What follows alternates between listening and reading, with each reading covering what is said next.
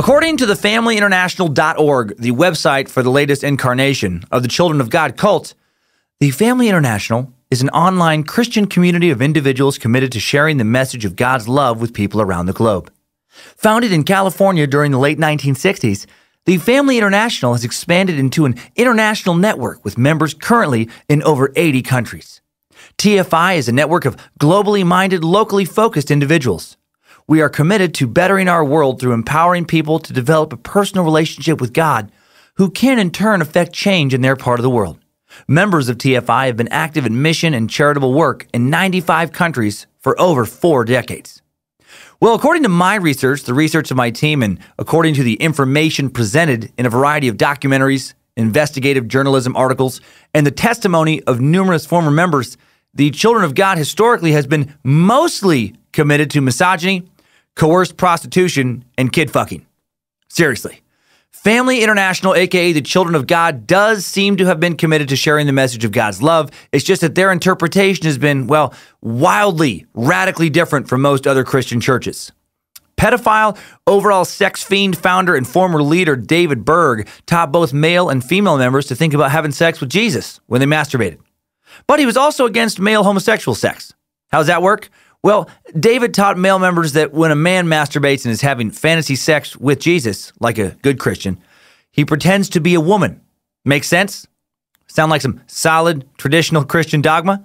If so, you might want to sign up. I'm sure they'll be happy to have you. They're still around. David also taught women followers that turning down male church members' sexual advances, whether they were wanted or not, was sinful. So, also pro-rape. David ended marriages as he saw fit, assigned new marriages, and encouraged female members to literally prostitute themselves to both entice new male members and also raise money for his church. He broke up families, scattered the splintered remains to various corners of the globe. His own daughters would even claim that he made sexual advances towards them. David openly advocated incest, writing in one newsletter I read that said, "Who better to teach you about love than your parents?" Love in this case meaning sex. Feel sick to your stomach? Maybe just vomited into your mouth a little bit? Congrats, you're one of the good ones. According to Family International, aka the Children of God's website, as a community of faith, the Family International is committed to promoting the well-being of children and their need for quality care, education, and supervision. We promote the importance of children's development in a healthy, happy, loving, safe, caring environment where their needs, physical, spiritual, intellectual, educational, and emotional, are amply met. Yeah, amply met indeed. Former members state that children were routinely molested by church members. Founder David Berg teaching that children should be allowed to express their sexuality as it was a testament to God's love.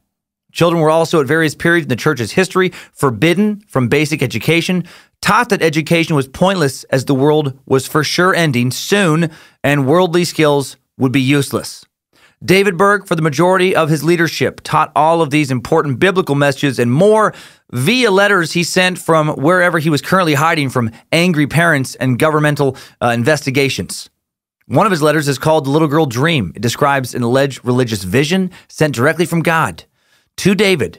David experienced it as a dream where he was having sex with a young girl and initially feeling guilty about it, but then realized that the little girl enjoys it, so why should he feel bad?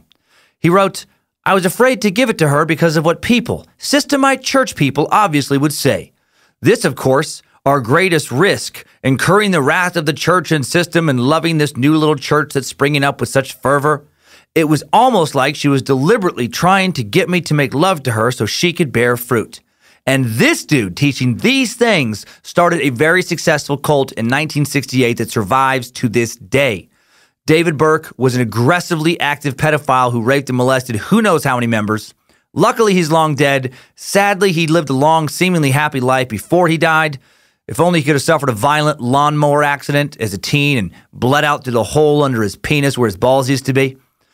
Berg was never caught by authorities. He died long before the Me Too movement. He hid long enough, moved from country to country often enough to avoid prosecution or even legal charges. But he was guilty.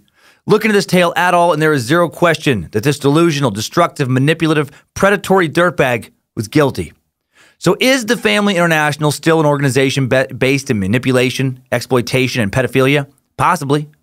but there are no recent headlines to attest to this. Maybe they're just doing a good job of keeping their current deplorable teachings hidden. Despite no current allegations, at least not publicly, I know I sure as shit would not trust a member to babysit my kids. Why do they still exist? Why would you keep an organization founded in sexual exploitation alive at all? Name change or not? Well, because maybe they're secretly up to the same old creepy shit. Maybe because religion and reason don't have to be roommates. The gap between the two can be as wide as anyone wishes them to be. And also maybe because brainwashing is a very real and powerful phenomenon. Current leaders actually deny the well-documented pedophilia and sexual exploitation of the church's past, as if none of it ever happened. They do believe that David Berg founded their church. They do believe David Berg defined their core beliefs. They do believe that God spoke through David Berg. They still read Berg's teachings. And his teachings are riddled with sexual, perverse messages. But they pretend not to believe he meant them as he wrote them, I guess? So how does some creepy wizard-looking Gandalf beard-having sex maniac launch a church that would create over 100 different active orgy-having compounds in over 40 countries around the world? Find out today in a full cult, full crazy, careful who you choose to worship edition of Timesuck. You're listening to Timesuck.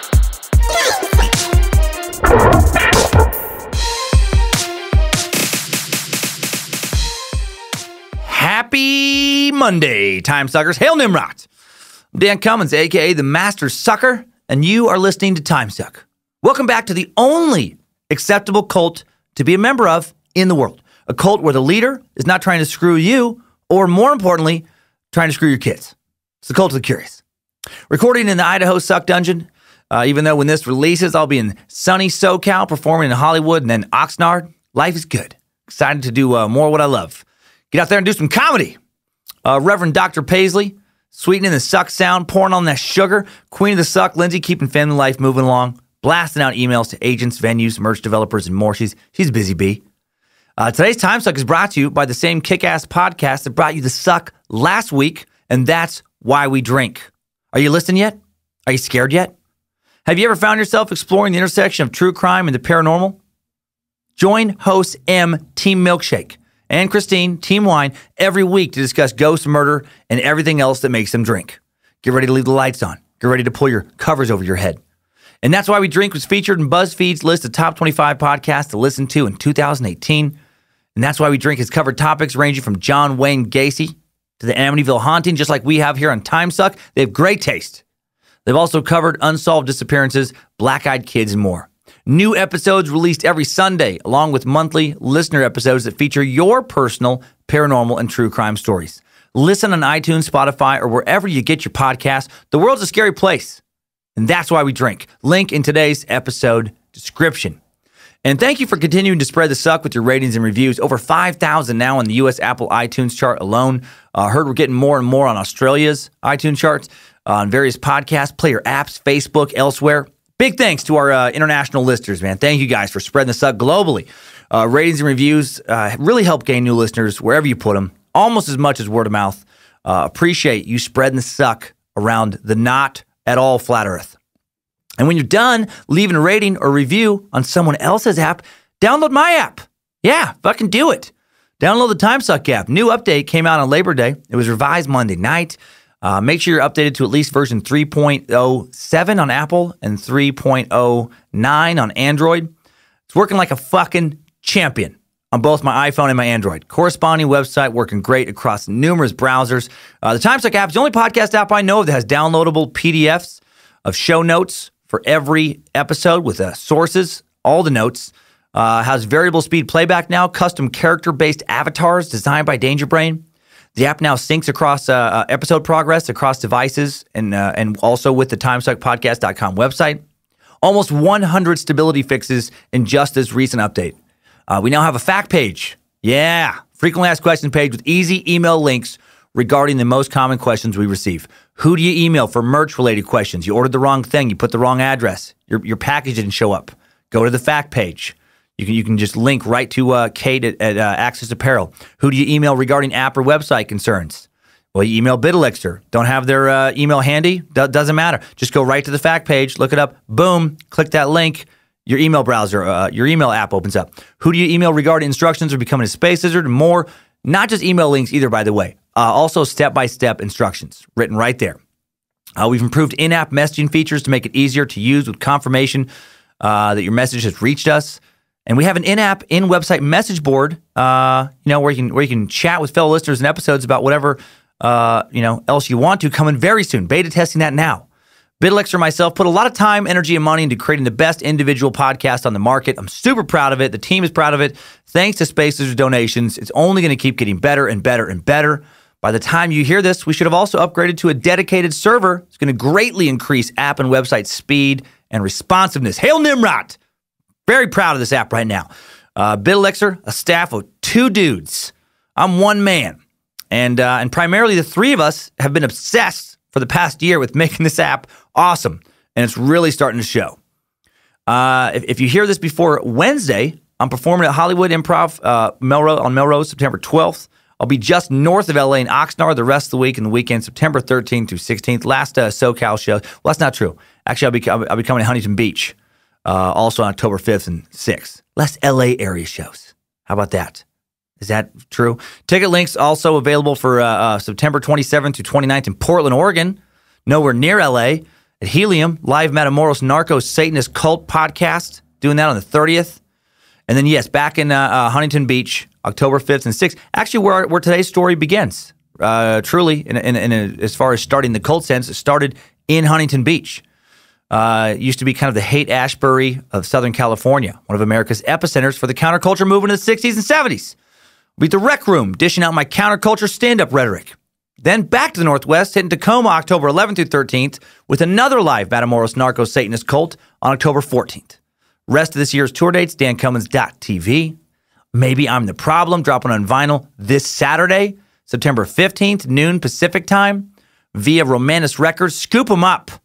Link to custom limited edition pressings in the Romanus Records store in the episode description. Space Lizards can order now. Exclusive Space Lizard pre-order link in the recent episode descriptions of The Secret Suck. And now, on to today's ear candy. On to today's free entertainment. The price of free love really explored as we suck on the strange sexual Christian cult, the Children of God.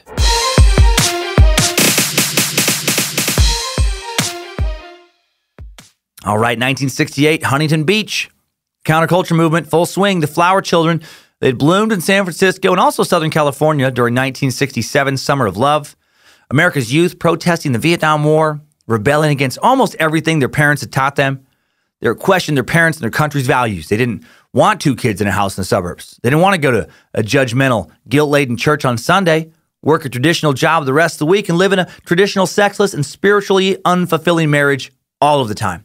They wanted sex, drugs, and rock and roll. It was the perfect time for all of that. AIDS hadn't hit yet. Doctors realized penicillin would knock out most everything else, including syphilis. The birth control pill came out in 1960 and was just becoming mainstream public knowledge by the end of the decade.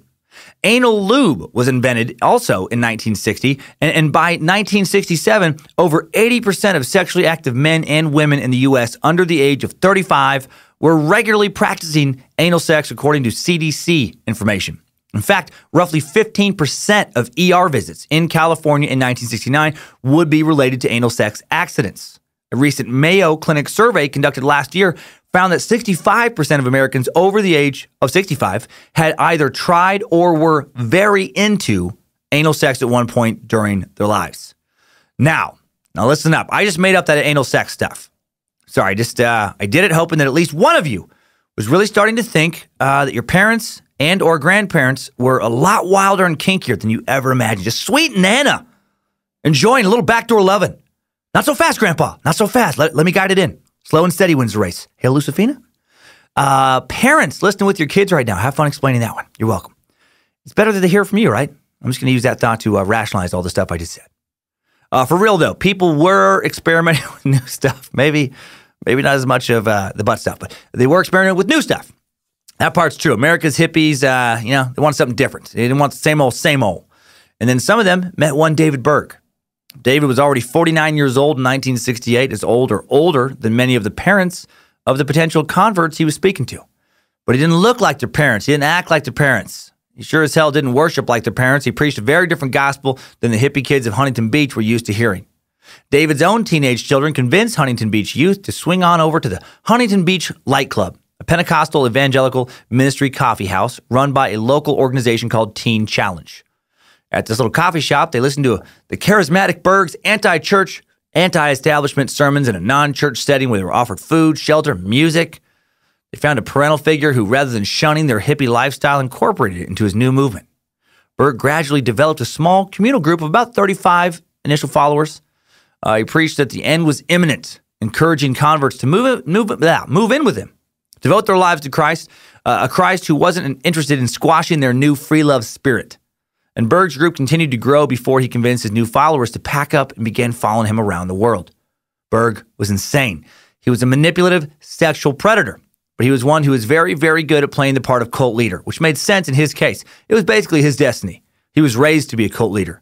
Believing you're one of God's chosen leaders, and more importantly, being able to convince others that you're one of God's prophets was in David's blood. He came from a long line of zealots and outright con artists, and his insane mother told him at a young age that God had big plans for him. So let's explore that lineage, figure out where this guy came from, look into the fruition of one madman's highly sexualized religious vision in today's Timesuck timeline. Strap on those boots, soldier. We're marching down a Timesuck timeline.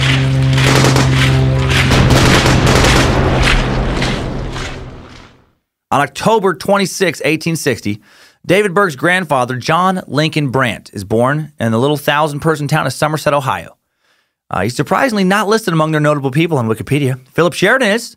Sheridan was a Union general in the Civil War who was a big early fan of Yellowstone National Park. Led the first U.S. cavalry into the park in 1886, where they fought a war against a large population of bear people. This would end with the bear people's extinction in 1903, and that's fucking crazy. No. The U.S. cavalry would protect the park from looters and poachers until the National Park Service took over in 1916. So how about that extra bit of knowledge?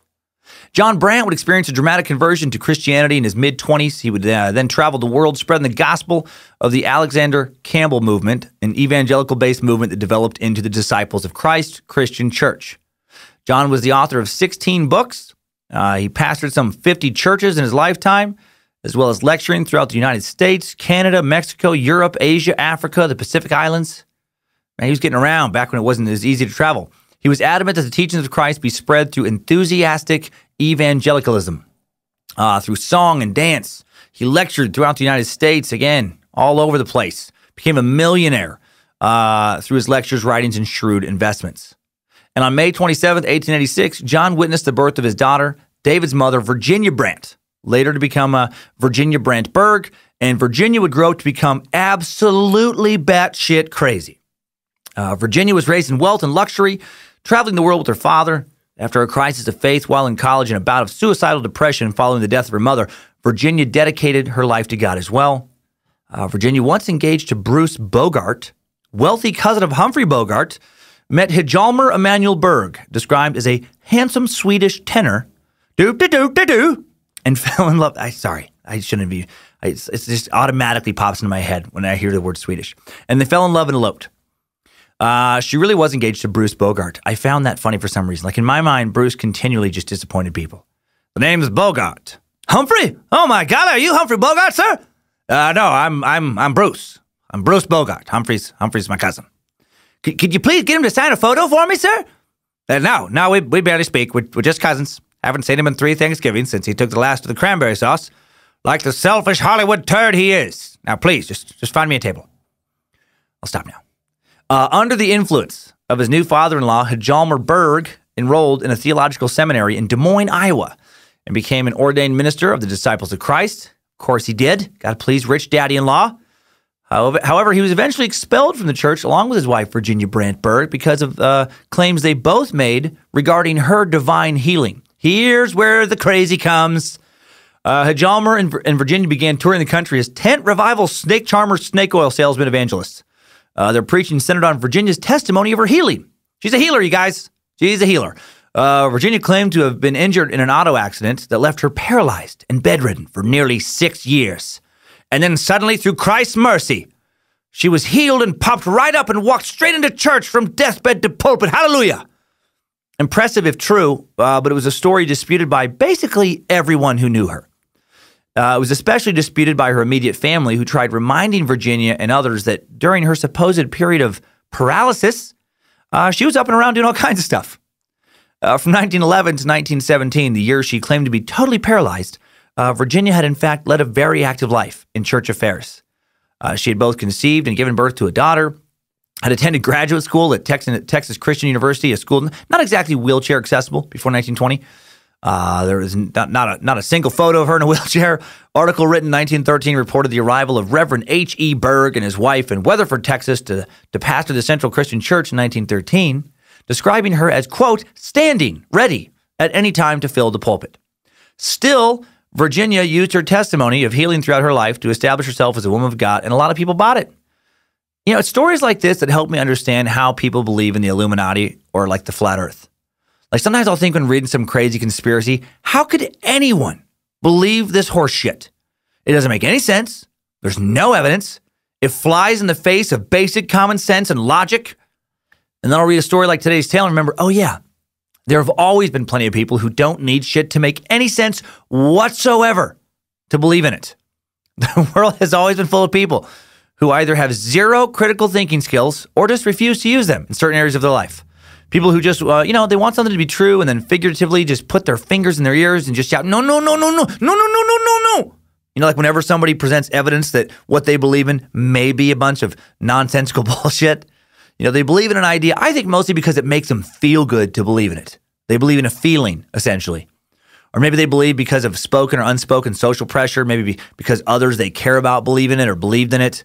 You know, the idea, the belief emotionally ties them to a nostalgic past or to loved ones, you know, to a time when life was better or hope that life will be better. Or maybe they believe because believing in it allows them to quit worrying about the answers to troubling questions like, why are we here? What is the point of any of this? What happens when we die? These are all kinds of reasons that make emotional sense to me for others to choose to believe in all kinds of just completely irrational things. And for a certain kind of person, if you try to fuck with any of the answers to life's hard questions, like, you know, the answers they've come up with, man, you're the devil. You're the Illuminati. Ha-ha, nice try, you silver-tongued trickster. Oh, man, you sure do sound like you make a lot of sense. Your stories sure add up. Your points sure seem to be logical and impossible for me to refute or argue against. I would believe what you're telling me, that my core belief system is nothing more than the paranoid fantasies of a madman. But I was warned about you, devil. Ha-ha, I was told you're the master of lies. Nice try. Anything you say is a lie. And anything I believe is truth. That's how we're going to play this game. Now, if you excuse me, I have to put my fingers back on my ears. No, no, no, no, no, no, no. It's this reaction that makes cults so dangerous. Once a person goes to this mental place with a dangerous cult, almost impossible to get them back out.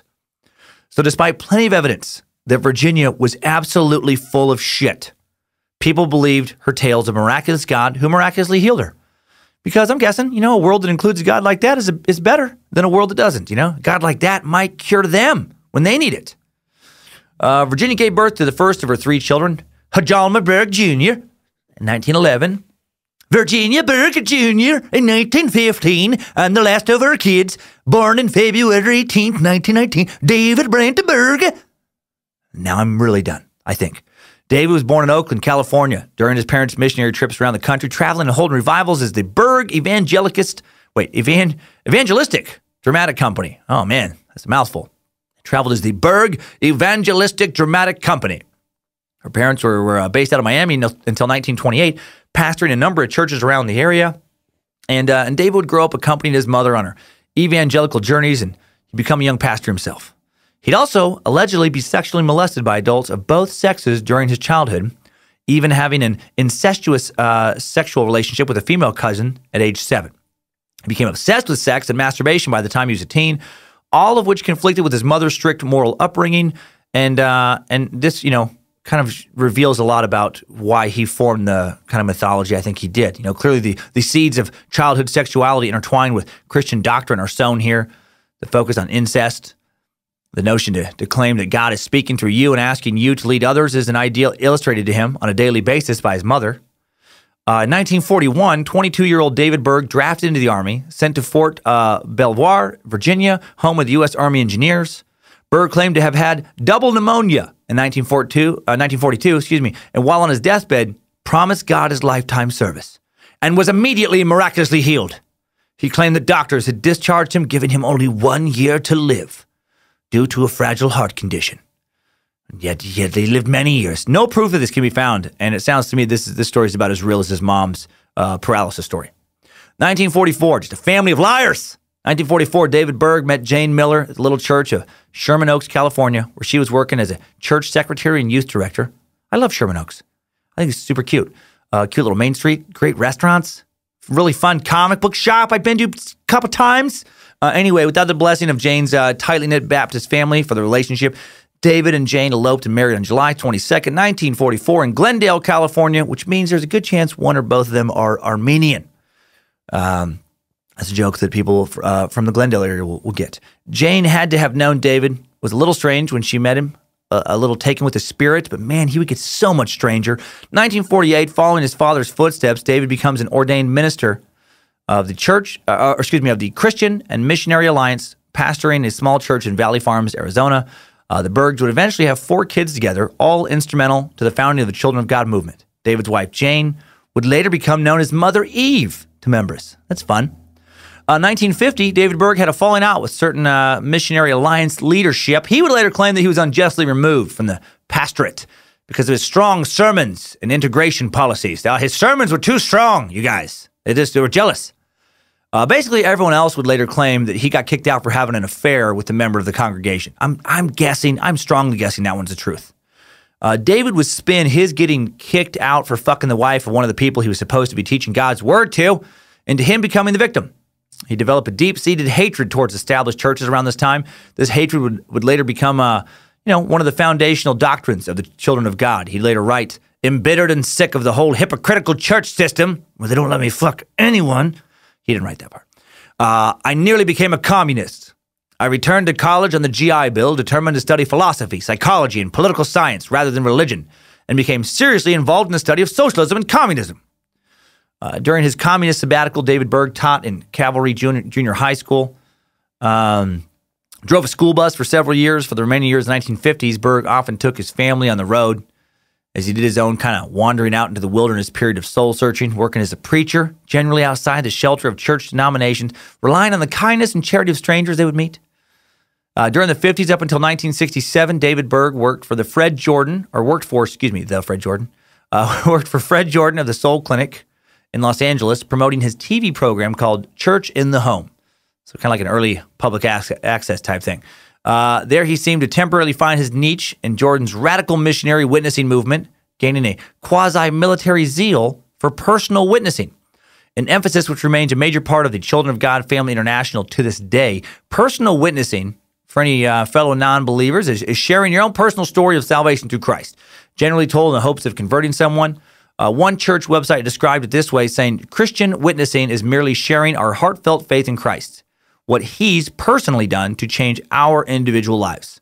Another website laid out an outline for prepping your witnessing story, saying, "Pray before you write out and share your story. Write the way you speak. Don't be overly negative or positive. Be honest. Don't criticize or name any church, denomination, organization, etc. Think about your listeners. Avoid overly religious terms. Don't spook them. Keep it short. Aim to tell your story in 3 to 5 minutes. Practice telling your story until it becomes natural. Keep your ween in your pants." I added that one, but that's solid. Not part of their things, but good advice. Keep it in your shorts. 1965 was a big year for David. His mom, Virginia, really helped him finish shaping his destiny this year. Her other 2 kids had left the church, and 46-year-old David was her only hope as far as carrying out the family's religious legacy. In addition to her father, there were several other pastor and religious figures in the family tree going back at least a couple hundred years. 1965, Virginia Berg personally delivered to her son David a warning prophecy she claimed to have received from God. Now, what's a warning prophecy, you ask? It is the wackadoodle rantings of a delusional and or manipulative maniac who thinks they are acting as God's conduit. Basically, Virginia thought she received important messages from God from time to time, as lunatics do. She thought she was God's answering machine. God's voicemail. Because, even though he's an omnipotent, all-powerful creative force, too powerful for a human mind to even fully comprehend, he apparently is not powerful enough just to speak to everybody at once. Now, he's got to find somebody like Virginia to relay his messages. That makes sense. Then in 1966, she delivered another prophecy declaring that David had received the understanding of Daniel to know the number of years unto the end of desolations. I always love the language in these. The end of desolations. Very important sounding. These messages were pivotal in David's life and the basis for his belief that his own life was inextricably linked to the last 7 years of the world history. David shortly thereafter developed his belief that God had a special destiny and mission for him, and would eventually begin making personal claims as the prophet of his generation. Just what the world needed. Yet another ridiculous asshole who thinks they're God's action star, playing the main part in the greatest movie of all time, The Last Days of Earth. I've said it before on the Suck, and I'll say it again, man. The one thing all of these apocalyptic, assholes have in common is that they're all wrong every single time. Not one has ever been right. Not one time. Just remember that the next time somebody tries to sell you on some notion of impending doom and God's wrath, always wrong. Always.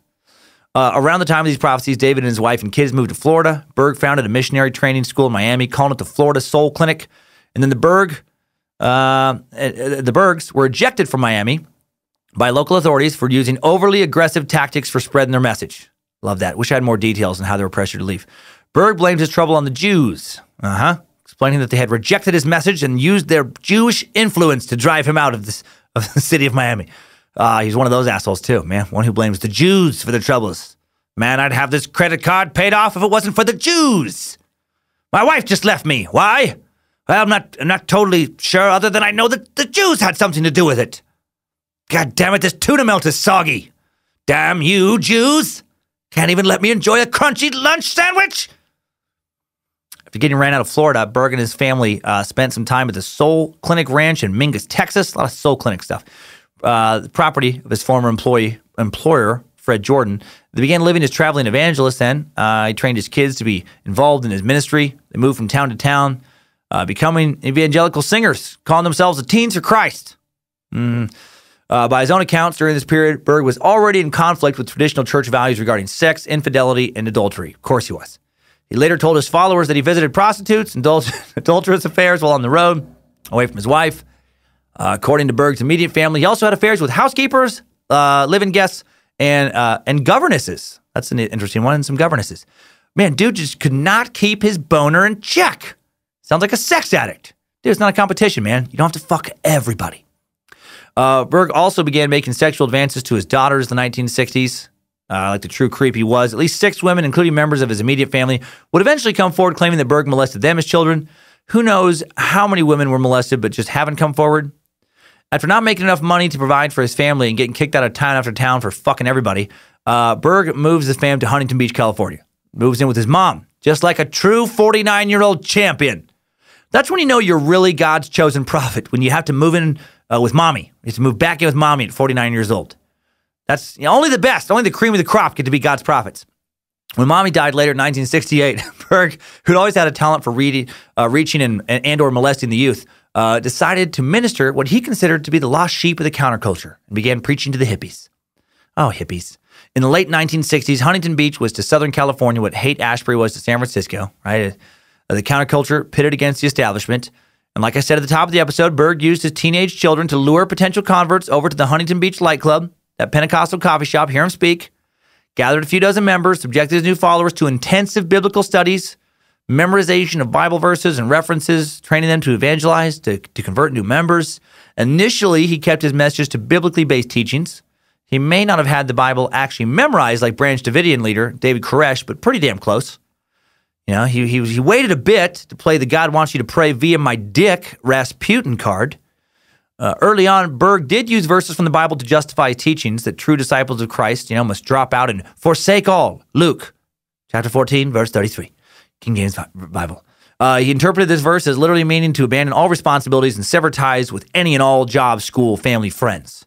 At the height of the hippie era, in the midst of sentiments against materialism and ownership, Berg made his followers return home to their parents to spoil Egypt. Exodus 12:36. To claim all that they could as theirs, then sell everything they owned and hand over the entire proceeds to him. Big, big, big red cult flag here. When you're selling your shit and cutting ties to your family per the instructions of your new religious leader, congratulations, you are for sure in a cult now. By early 1969, Berg's movement had grown to about 50 followers. It's steady growth. Due to word spreading around that Berg was convincing local youth to take their parents' shit and also cut ties to their families, public pressure begins to mount for him to leave.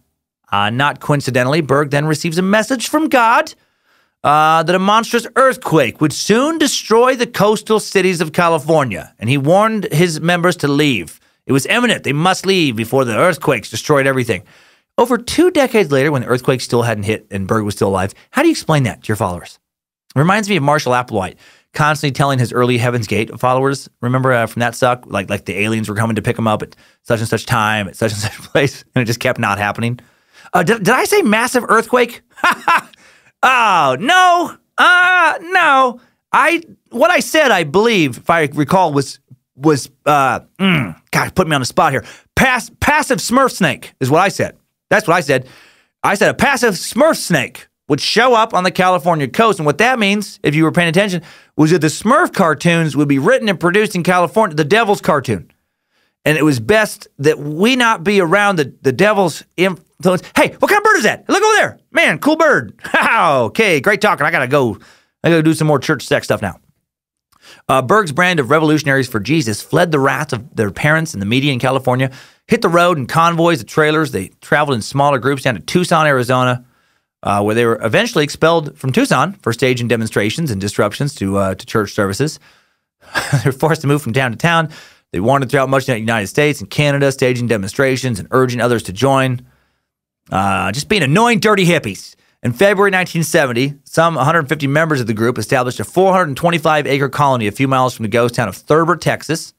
This acreage, known as the Texas South Clinic Ranch, TSC, was owned by the American Soul Clinic Group, that same group, a non-denominational missionary organization, right, headed by that television evangelist and friend of David's, Fred Jordan, his former employer in the 1950s. From the Texas Soul Clinic, teams were sent out on road trips to other cities to win converts, establish new colonies, eventually regrouping in Laurentide near Montreal, Canada, some 3,000 miles away. Crazy, man. In 1970, the Brandt Davidian compound outside of Waco, Texas, compound that would later be raided based on allegations of pedophilia, alive and well a little over 10 years before the arrival of David Koresh. And another insane religious compound exists only a 2 hours drive away in Thurber. Man, land of zealots back in the 1970s. Wonder how many exist now. How many compounds are out there in Texas? Marshall Applewhite, also from Texas, got his initial Heaven's Gate ideas in Texas. Go big or go home. You know, it's big in Texas, including cults. David himself, however, did not initially settle in Texas with 150 of his followers. He and 20 of the other followers, they went to that, Camp Laurentide outside of Montreal, established a world headquarters, and finally openly started banging other cult members. He'd been waiting for months. He's done hiding his God boners. He wrote his first of what would be his many Mo letters. Mo is short for Moses, as in Moses David, a name he adopted. That's another big red, just get the fuck out of this cult now flag. When your leader changes his or her birth name to a new culty sounding name. Like if I ever legally change my name to Nimrod, get out. Stop listening. It's time to shut all this down.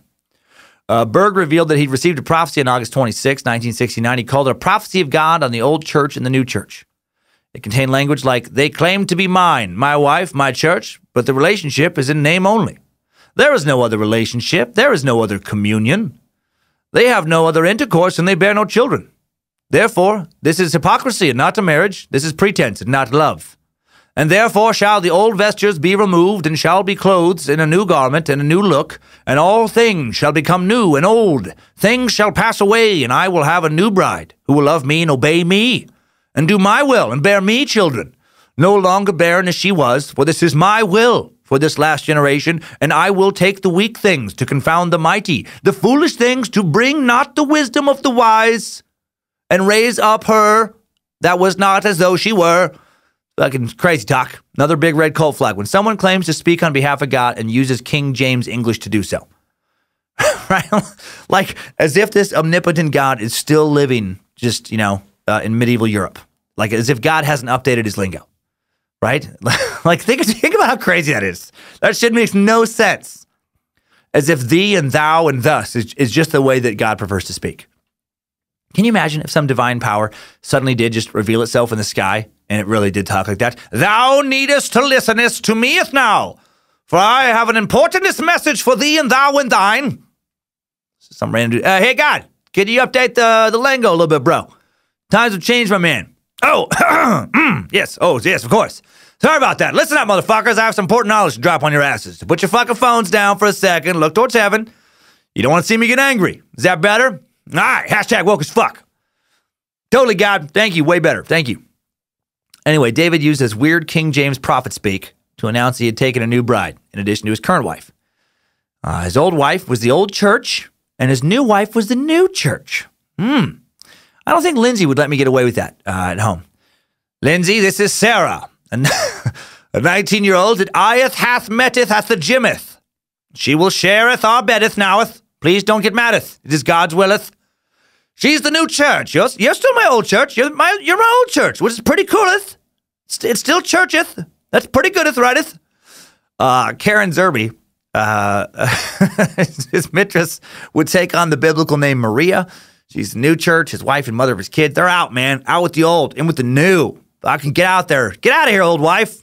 Got a new wife. The first Mo letter marked the beginning of Berg's pattern of sanctifying and justifying his actions and policies to his followers, by means of prophetic utterances. He would soon proclaim himself God's end-time prophet, speaking God's words for today, using verses and examples from Scripture to justify his new doctrines, which he elevated to the level of Scripture. His word is God's word. As a result of Berg's example in urging sexual promiscuity, free sex, and partner swapping became rampant amongst the children of God's leadership. For a time, however, though, these practices remained hidden from the general rank and file members. They were not introduced into the mid-1970s for everybody. Also, in 1970, group members began engaging in sackcloth demonstrations around the U.S., dressing up in sackcloth, putting ash all over their faces, gathering in places like Times Square in New York City, outside the UN headquarters, yelling at strangers. Basically that kind of rhetoric of the end is near, so join our cult, so you don't go to hell. That kind of shit you see in those places today. After one of these demonstrations, a journalist saw a bunch of members camped in a junkyard behind a truck stop in Camden, New Jersey. Called them the Children of God, and the name stuck. I guess that's a better nickname than the Children of Junk. I could have called them that. Could have called them the Dirt Kids. Could have called them Jesus' Dumpster Divers. Considering the way that, that Berg would weave Jesus and sex into his, creepy messages, they could have been called Jesus' Cum Dumpsters. That would have been an unfortunate nickname. But funny for today's story. Also, later in 1970, David and his Canada-based followers, they leave, head to Thurber, Texas, join the rest of the group. He divided his followers into 12 tribes then, inspired by the 12 tribes of Israel. Gives each tribe various responsibilities: camp maintenance, food preparation, livestock care, spit shine in his ball sack, camp stuff. David also imposed strict rules on his followers to keep everything within the camp budget, like a strict 2-sheet rule for toilet paper. Seriously, that was the maximum amount of sheets you could use for number 2 in it. What the fuck? Does God not understand how messy a man shit can be? 2 sheets? Get out of here. Did he expect every shit to be a miracle? To me, that's a miracle. Only needing 2 sheets of toilet paper to clean your ass after taking a shit. That sounds heavenly. I can't even imagine that. Usually it's like a fucking some kind of what's that? Not FEMA. I'm trying to think of like a Hanford site, like a toxic waste site. Anyway, tried to pull a joke out of the air. It wasn't there for me. David tried to pull another poop joke out of the surrounding. Couldn't get. David imposed a buddy system that decreed that members could not go anywhere without a partner. Outgoing mail was checked and censored for security. Hazmat. That's what I was trying to think of earlier. I know no one cares, but I care. Now that the joke is ruined. Exhausted new members were subjected to relentless Bible classes and indoctrination. Their buddy helped them in the rote memorization of Bible passages whenever possible, even during their toilet activity. Seriously, they're already in there with their fucking 2 sheets, trying to get the job done, and they got somebody in the bathroom with them, being like, come on, you can wipe, you can refold that one square 17 times as you try not to get it all over your fingers, and learn a little bit of Corinthians. Why not? Another huge cult red flag here. When a group doesn't, think it's a good idea for you to ever be alone, so you can never have time to think about whether or not you should be in the group. Any group like that is not a group you should join.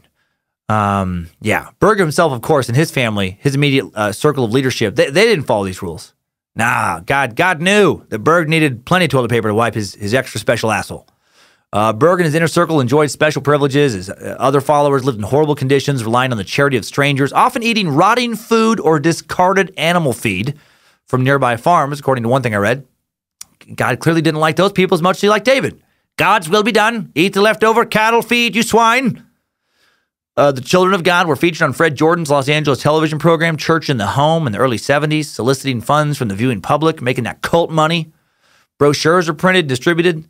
I bet they left the two-ply thing off the brochure, but they left the eating the old cattle feed off there. They had attractive pictures of the ranch, advertised a 3-month course in intensive basic training, and then a 3-month leadership training course. You can be a weird leader in only three extra months. At the end of the 6 months of intensive indoctrination, any converts wishing to serve in full-time ministry were then required to apply for a license through the gospel ministry sponsored by the American Soul Clinic. Ministerial licenses were issued and used for, among other things, draft dodging. That's how they recruited people. Get a minister license. You don't have to go to Nam. Use the Vietnam War to your hippie cult advantage. Bojangles is disgusted. He's growling right now. Easy, Bojangles. Easy, buddy. New Children of God converts were taught complete subservience to the group, that the government was Satan. So, not entirely wrong. Kidding, kind of, government listeners. We need you, some of you. The rest of you, walking reminders of bureaucratic red tape. You know I'm right. Come on, hail Nimrod. Converts were taught to feel hostility towards established society, towards established religion. There were reported cases of converts being required to confess their past criminal history onto paper, which was then used to convince their parents that these kids were better off with the group. Also at the time, according to several former members in his immediate leadership circle, Berg led discussions amongst group leadership at the Thurber colony, which would inevitably lead to sexual topics, would then lead to orgies, church orgies. Here we go. Just as Christ envisioned. God is good. First the second wife, now outright orgies. God's will be done. Still, David continued this time to keep all these sexual exploits away from the general membership. This is just for the inner circle, right? The rest of them actually were at this time supposed to still live in celibacy. You know, promiscuity and fraternization with the opposite sex were punishable offenses for the first few years for the lowly members. Talk about the haves and the have-nots. The inner circle literally fucking each other, wine, dine, 69ing, while the peasants eating cattle feed. Staring at boners are not supposed to stick anywhere. Staring at vaginas whose moisture isn't doing anything but adding a little humidity to the already humid Texas air. By the end of 1970, in hiding from angry parents and worried about being detained by law enforcement, Berg and his mistress, Maria, removed themselves from the group's Texas colony. They get out of Thurber, and they make their whereabouts known only to top leaders. I get it, you know. You're making a lot of enemies when you're constantly banging people's wives and brainwashing people's kids. Church leaders called shepherds were appointed to lead individual colonies now, and regional shepherds were appointed to supervise colonies in various geographical regions. These were in turn supervised by members of his immediate family who were given positions of director. Berg continued exercising leadership and control of the group through his hierarchy and by issuing directives directly to his flock in the form of his Mo letters. In April of 1971, David Berg and Maria flee to Europe, moving to London. In a perfect world, their plane headed to London crashes into the sea. And then they initially survive the crash, but then get attacked by sharks, and then survive the shark attacks barely, and make it to a desert island, where they contact a rescue team who finds them right after their eyeballs are chewed out of their heads by Roanoke recluse spiders, who bite them to death. And then their entire organization goes away. But that's not the case. This is not a perfect world. They made it. They lived. At least they weren't able to travel in the comfort of today's sponsor. Take your piece of shit suitcase, shove it up your ass. Or throw it in the trash. Or if local ordinances allow it and you have proper burn site, you set that shit on fire. Get a new suitcase from Away Travel. Today's Timesuck brought to you by Away. Away offers high-quality luggage that is designed to be resilient, resourceful, essential to the way you travel. They're slick-looking, stylish suitcases available in a variety of colors, 4 sizes, including carry-on sizes that are compliant with all major U.S. airlines. The Away suitcase is lightweight, made with premium German polycarbonate that's unrivaled in strength and impact resistance. Not to mention, it features a TSA-approved combination lock, 4 360-degree spinner wheels, and a patent-pending compression system to help overpackers like myself. Better yet, both sizes of the carry-on are able to charge anything that's powered by a USB cord. A single charge will power your iPhone 5 times. This is my favorite part of this suitcase. I'm on my phone a lot, especially traveling, man. I use it to Bluetooth my headphones on my flight, check emails, text Lindsay, post on social media, watch movies on Netflix, Amazon, HBO. When I have time, read books on Kindle, so much. And all that stuff drains the battery. But that doesn't matter because the second I get off the plane, I hook my phone up to the charger on the top of my carry-on Away suitcase, tuck it under the little handle strap, and then I just charge it as I walk through the airport like the true travel ninja I am. million-mile flyer right here. I charge it as actually probably several million. You count up all the airlines, sadly. I charge it as I'm waiting to board. Charge it while I grab a bite to eat. Charge it in the bathroom stall as I purge myself of bad food choices. And what's really awesome is that the battery pack pops out very easily because now you're supposed to take it out before you either check it or take it through TSA. Very easy just to pop it out. It's not very big. Throw it in your purse. Throw it in your backpack. Throw it in your pocket. And that compression strap, also awesome, by the way. I get all my clothes for like a 5-day trip into one little carry-on because of that strap. So try out the best suitcase on the market from Away for 100 days. Vibe with it, travel with it, Instagram it. And if at any point you decide it's not for you, return it for a full refund. It doesn't get any better than that. Shipping is free within the lower 48 states, and who doesn't like free? And thanks to Away's lifetime warranty, if anything breaks, they'll fix it, so you got nothing to lose. For $20 off a suitcase, visit awaytravel.com/timesuck. Use promo code TIMESUCK during checkout. That's awaytravel.com/timesuck. Promo code TIMESUCK for $20 off your Away suitcase. Link in the episode description. Button link to the deal in the sponsor section of the Timesuck app.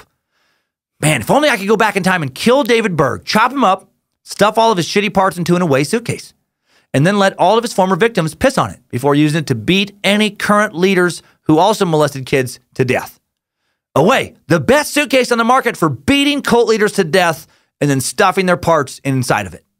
But for real, Berg and his mistress are now in London.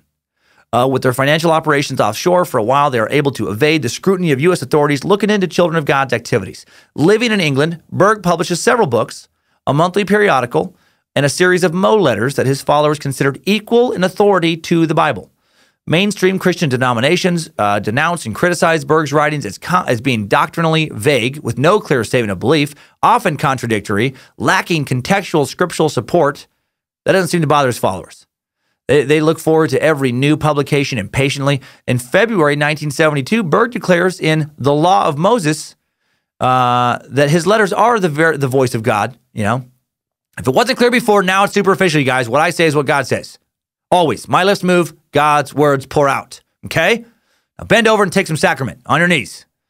Just to be clear, God wants you to swallow. Berg teaches his followers that Jesus' return is imminent and the last 7 years of world history would be inseparably intertwined with his life, that he would die in 1989. So, shit is supposed to start getting crazy in 1982. Insanely, David would continue to have his followers follow him despite nothing happening in 1982 or 1989, and he doesn't die. He'd live until 1994. Again, you'd think they'd be a little pissed about, not preparing for life past 1989 and then the world not getting destroyed. Just like, fuck, man. I would have stayed in school, saved for retirement, maybe not told my boss to go fuck himself in 1988. If I knew I'd still be here at 1990. Damn it, Berg.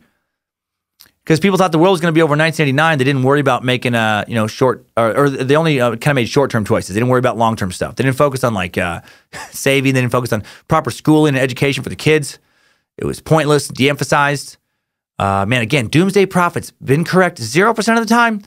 When someone tells you to not worry about stuff because they know for a fact that the world is going to end on such and such date, they don't know that. I know for a fact they're a wackadoodle.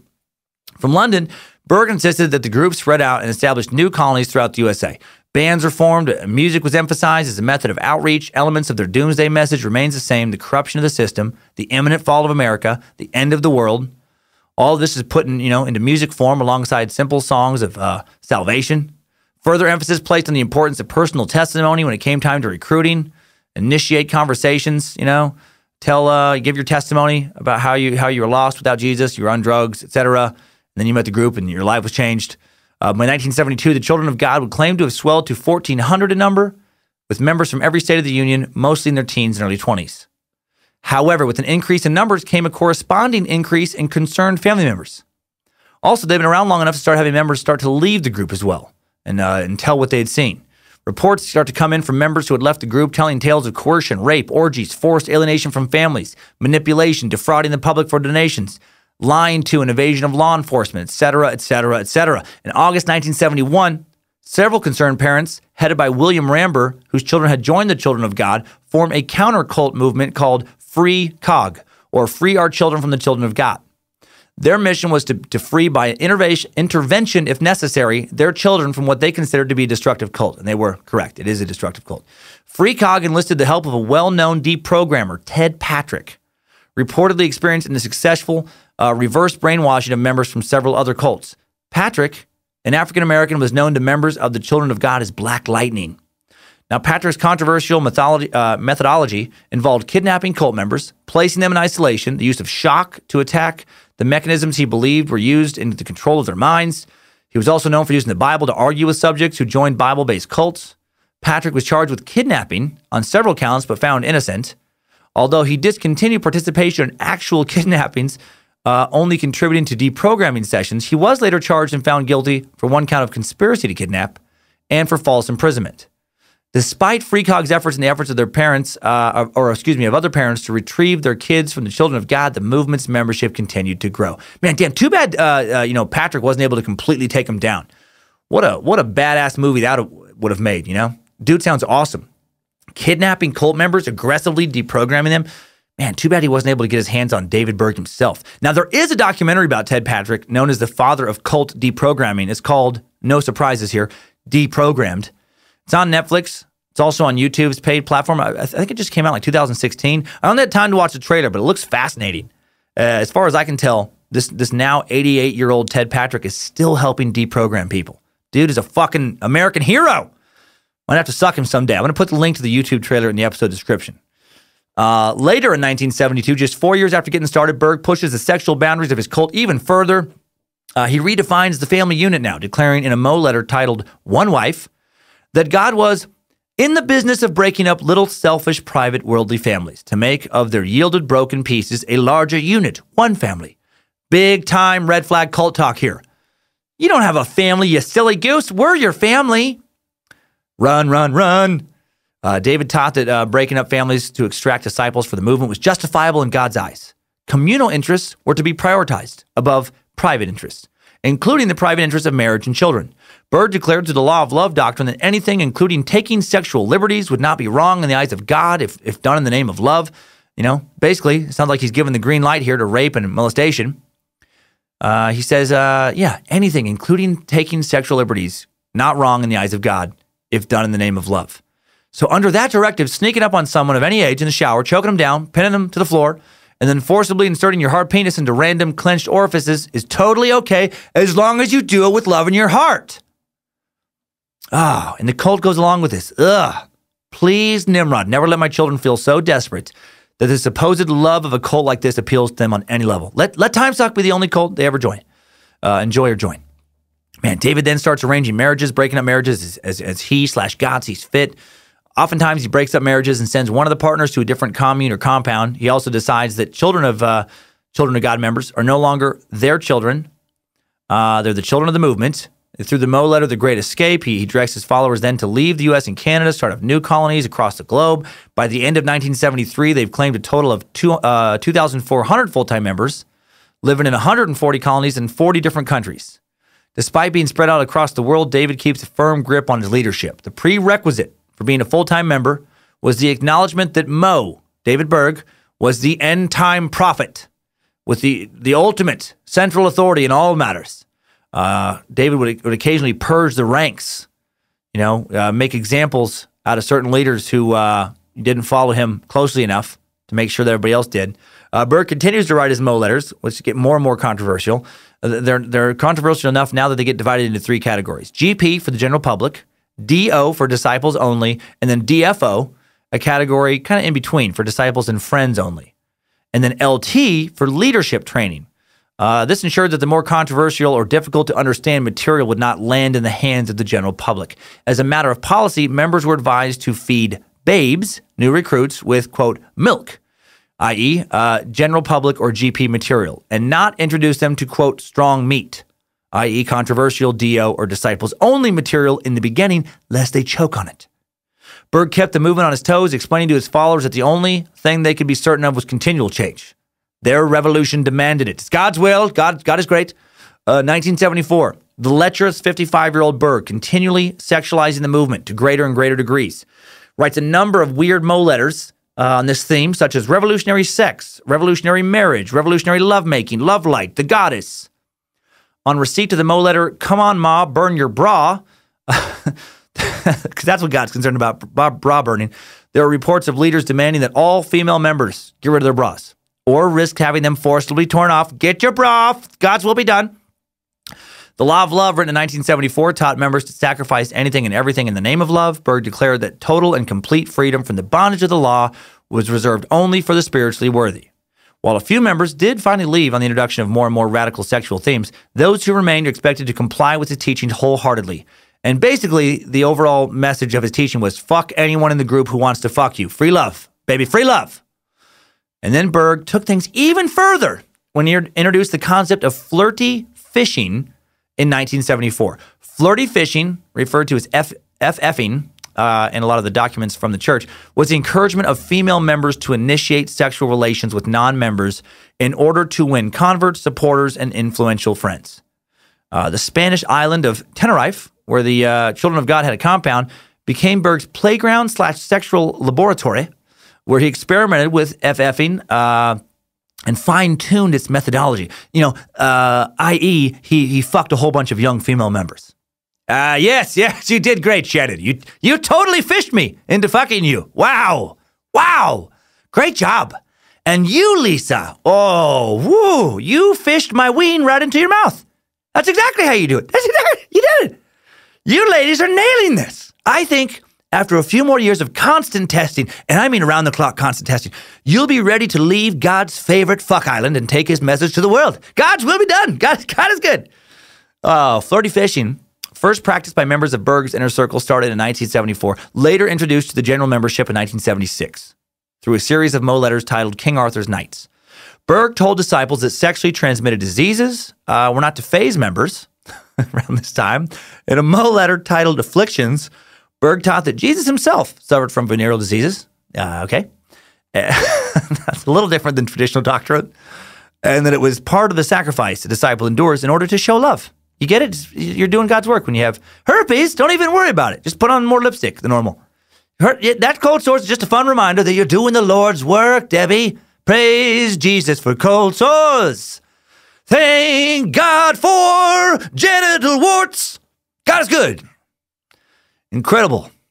First, David announces that this is such a weird episode. Incredible. First, David announces that he's taking on a second wife. Then he starts having orgies with his inner circle and essentially upper management. Then he starts breaking marriages and assigning new ones. Then he turns his compounds into religious orgy centers, big swinger conventions where everyone can fuck anyone. And then now he's having female members start fucking random dudes in an attempt to sway them into joining their movement. I do have to admit, for a straight guy, he's put together one hell of a sales pitch, right? Like if Best Buy was going to sell me a MacBook for 10% less than the Apple Store, I would buy it from Best Buy. But then if the Apple Store was like, hey, listen, hey, come here. We'll match Best Buy's price and we'll let you bang Cindy. All right, Apple. Okay, let's get naked. Let's do some shopping.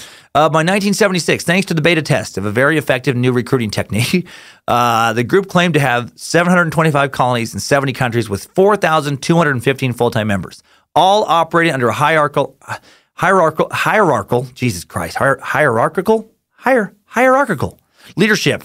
Fuck that word.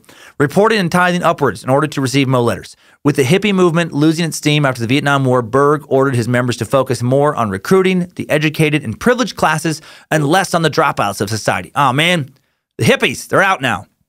1978, Berg redefined communion ceremonies as cum-union, sexual sharing sessions. Do you get it? It's not communion, it's cum-union. As if he couldn't get more evil. Now he's, forcing not only dick, but puns on his followers. Puns! By late 1978, Flirty Fishing is introduced to all COG members. Some members leave. Those who stay are expected to participate. Quickly, Flirty Fishing slides right into outright prostitution, with the money female members get for fucking random paying dudes becoming a significant source of income for the church. This would also be referred to as, I'm not kidding, hooking for Jesus.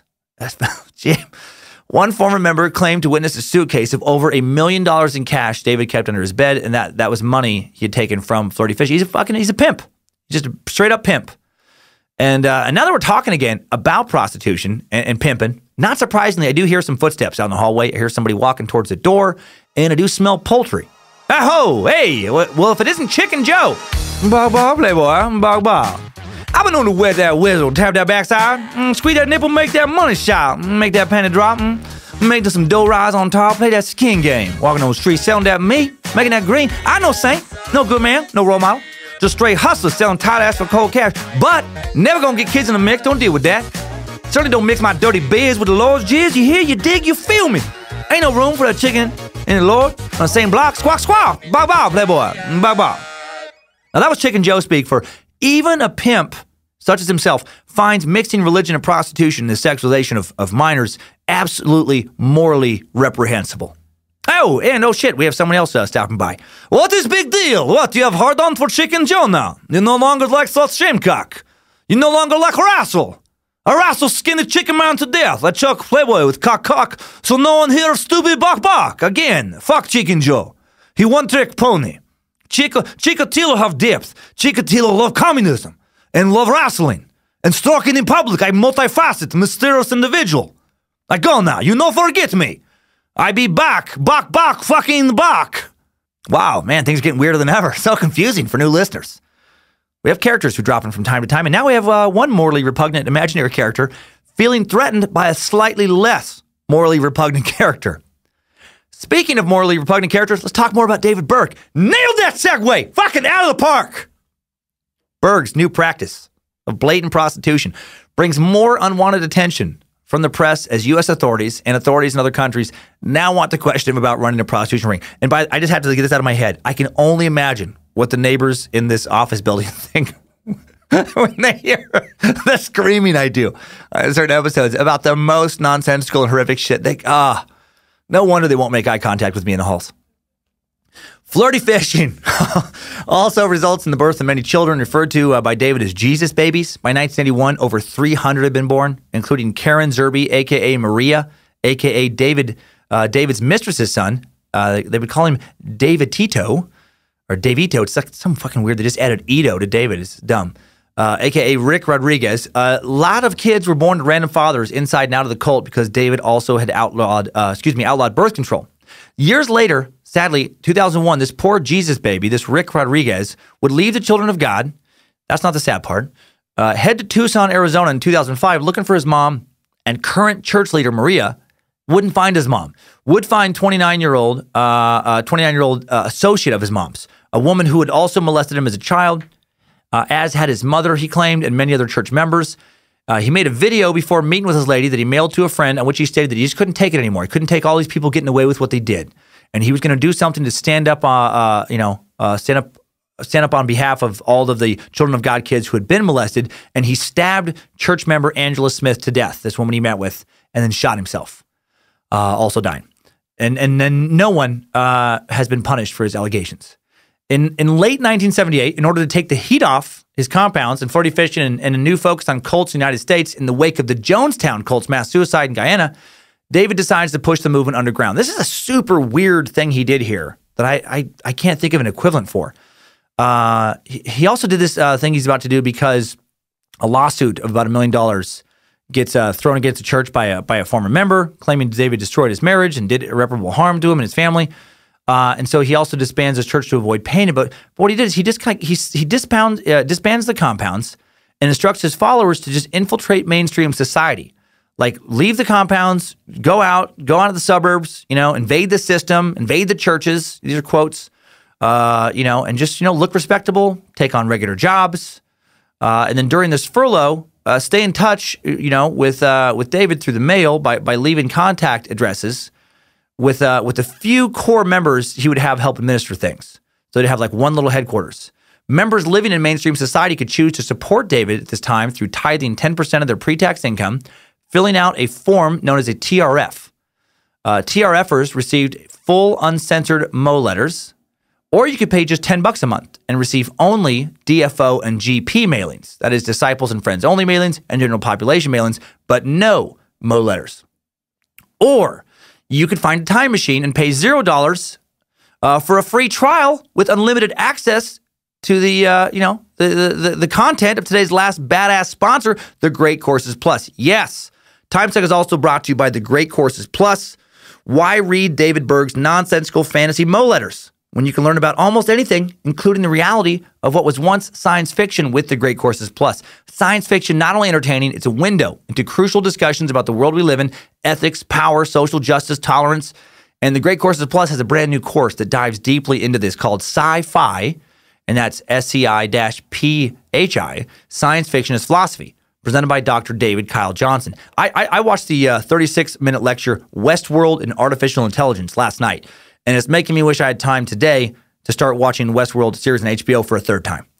Watch this course and you'll understand the Turing Test, the test that determines if a machine is sentient, just like a human. It's the most important test in the world of artificial intelligence and the scientific community's quest to replicate the human mind. You'll understand various theories regarding how we can understand and identify our own consciousness so that then we can theoretically identify in a mechanical setting. You know, we have the Idiots of the Internet segment coming up right around the corner, and the Great Courses Plus is the true cure to never become an idiot of the Internet. Expand your mind. Learn at your own pace. Follow your curiosity through their vast catalog. Westworld and Artificial Intelligence is a great course to get started on with the Great Courses Plus. Listen to it, then go back and listen to Suck 73, Digital Immortality. It'll make so much more sense. So much brain candy. Or choose from, any of their other fantastic lectures. With the Great Courses Plus, you'll get unlimited access to stream their entire library, watch or listen at any time from anywhere with the Great Courses Plus app. I know you're going to love the Great Courses Plus as much as I do. And Timesuckers get a free trial with unlimited access to their entire library of fascinating lectures for free. To get started, sign up today through my special URL, thegreatcoursesplus.com/timesuck. That's thegreatcoursesplus.com/timesuck. Link in today's episode description, button in the sponsor section of the newly updated Timesuck app and website. And now, before we delve back into the Children of God's 1980 game of new name, going underground, but we're gonna come back and play the same old dirty games. Let's see what the web has to say about this cult in today's Idiots of the Internet. Idiots of the Internet. Okay, today's video, I looked at 1988 2020 video called To Bring Her Children Home. It's about Vivian Shalanda, a woman who moved to Sioux Falls, South Dakota after escaping from the Children of God cult, originally aired in 1988. 4 of her kids at the time of this recording still in the cult, living with their father in Bangkok, who's still part of the Children of God.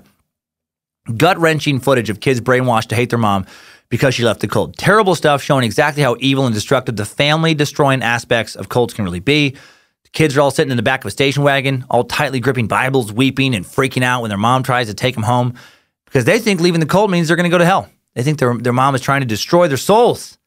They're beyond traumatized. One of the kids in the video would later take his own life as a young adult. And so after that, people watch this video. Let's open up the comments with classic Captain Obvious, a Captain Obvious post from Charlotte Cole, who after seeing all this writes, "This cult damaged people." Yeah, thanks for noticing that. Pretty sure everyone picked up on that with the several minutes of children wailing and shrieking. Solid observation, Charlotte. Man, nothing gets past you. And Charlotte's not done. She comments again a short time later, adding, "Cults are so dangerous." Another home run, Charlotte, out of the park. What gems are you holding back? What thoughts aren't you posting? These people did some naughty stuff. Kids should not, all caps, be molested. Hurting people is, in fact, not good. You shouldn't harm people, adults or kids. It is not nice if you stop to think about it. Angela Schoenfield wrote something that made me laugh way too hard.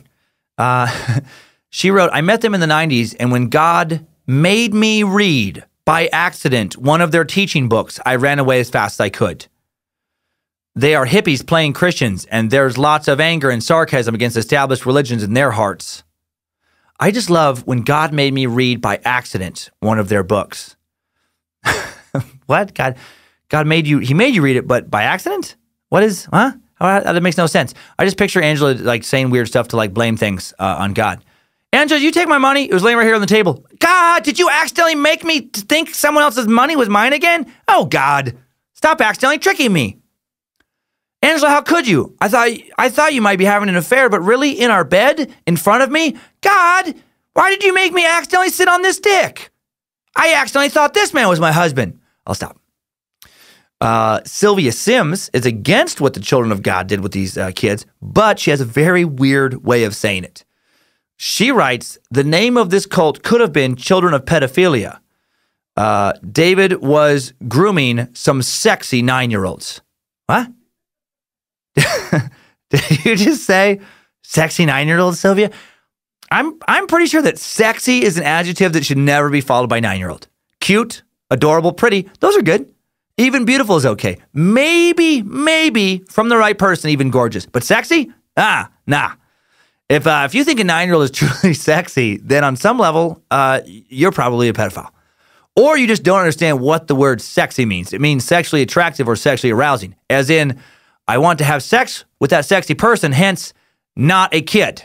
Ever. All right, now one more. This one made me laugh. Maybe I was just loopy from being up late last night. But user Michael Perry, today's true idiot, in my opinion. He first signals this by using only capital letters and literally zero punctuation.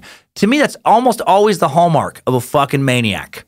When it's up, caps lock, pressed. Periods, commas, don't care for them. And then he just writes, lots of parents usually teach their kids crap like McDonald's is the real way of life anyway. Now remember, this is under this whole video about kids being molested and a parent trying to save their kids.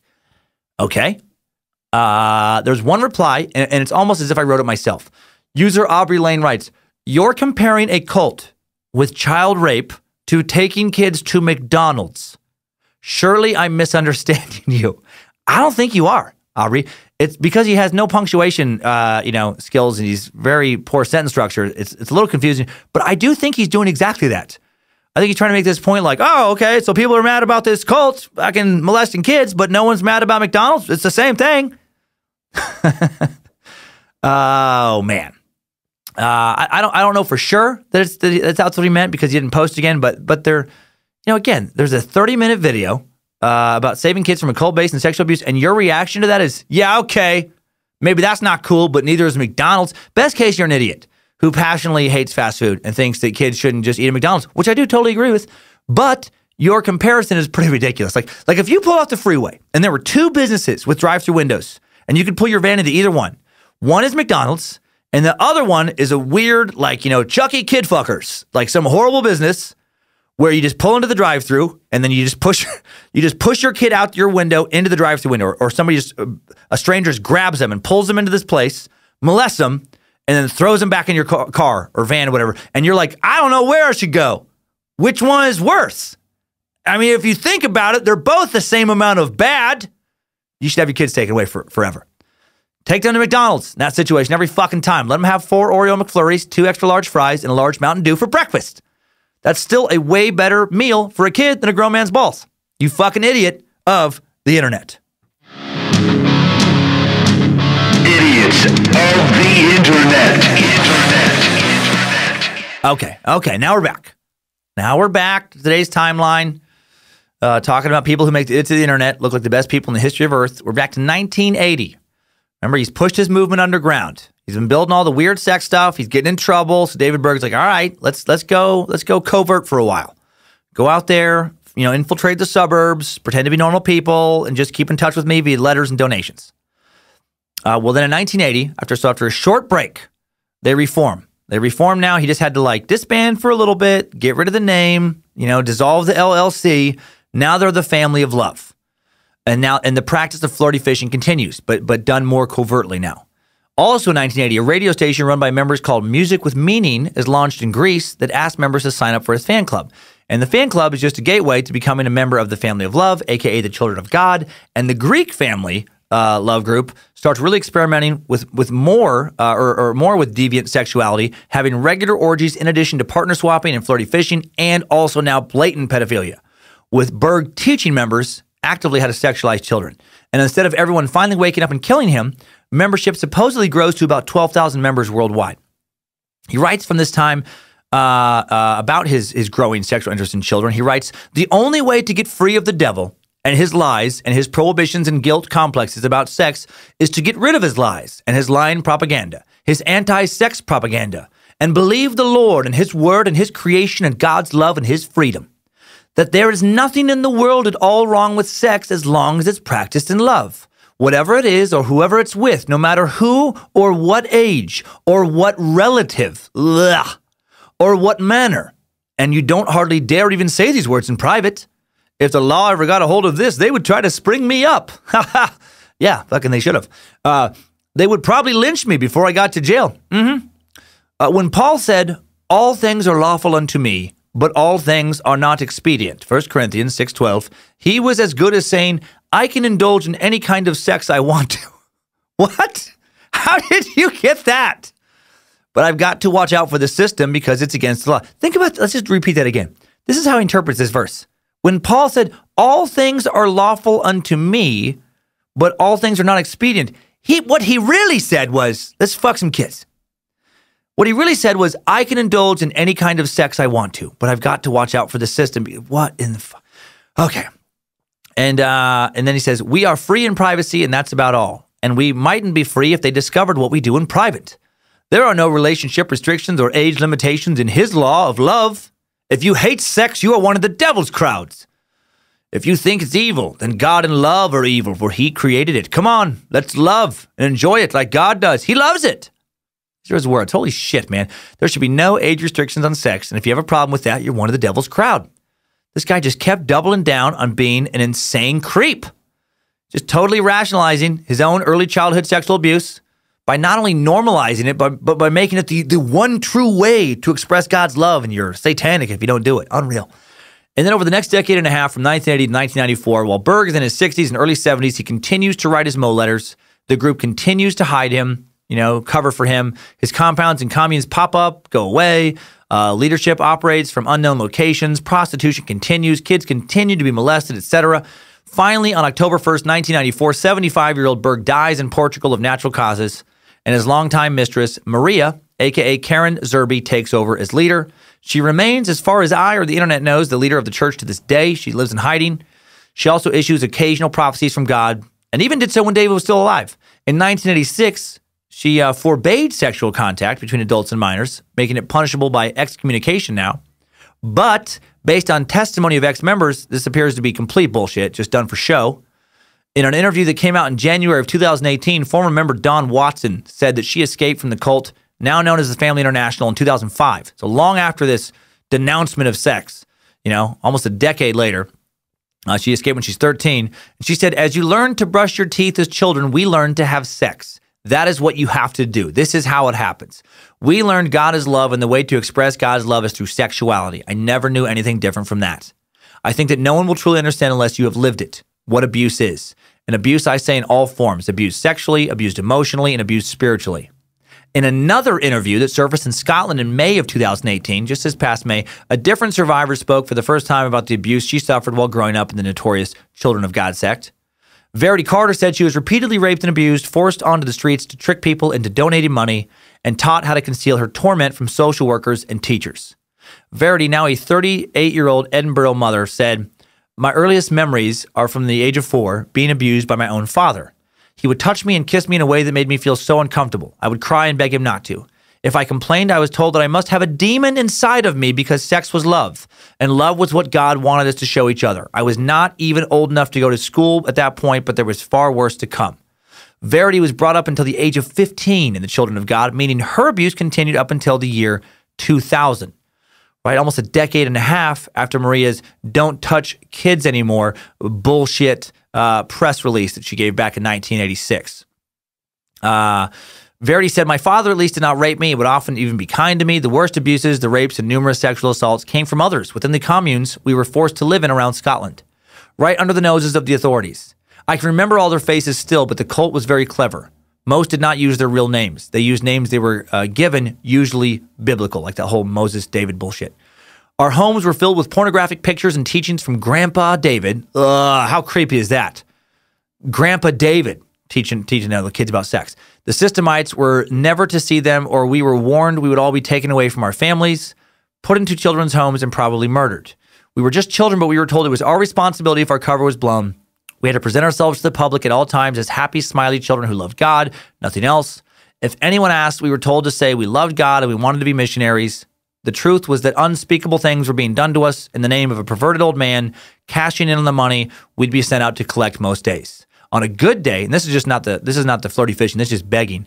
On a good day, I would collect up to 400 pounds by smiling and just asking people if they loved God. I was too young and naive to question it, but I wonder where all the millions of pounds collected all over the world ended up. Verity was only briefly sent to school. Cult leaders feared teachers would discover what was going on, and if an inspector was called, to their community, incriminating evidence might be, found. So they would hide it all in advance. She said she was taken out of school because the elders thought I might blurt out something or bring unwanted attention. My mother taught me, and we'd get home visits from inspectors, but they were woefully inadequate. We'd know when the inspectors were coming. All the pornographic books would be hidden away. We'd be cleaned up and rehearsed, told what to say until we had it perfectly memorized. The school inspectors, social workers, and doctors who all saw us were fooled. Nobody seemed to want to ask questions and risk something that might upset our religion. None of us dared say anything that would cause concern or would be beaten and punished for weeks. How fucked up is that? This is the weird side effect of politically correct culture, where it's like, they might offend with our religion. Fuck your religious beliefs. If your religious beliefs are exploitive, fuck you and fuck everything you believe in. I make fun of, certain destructive aspects of religions aggressively on stage as a stand-up, and I wish more people would. There's this weird cultural thing where it's like, well, everybody has a right to their ideas. Yeah, well, a lot of people's ideas are fucking super dumb and should be shit on a regular basis, right? This isn't some weird thing where everybody's ideas are equally valid. Some people are far fucking dumber than other people. Some people are far more destructive and sick than other people. And that's why we have law enforcement.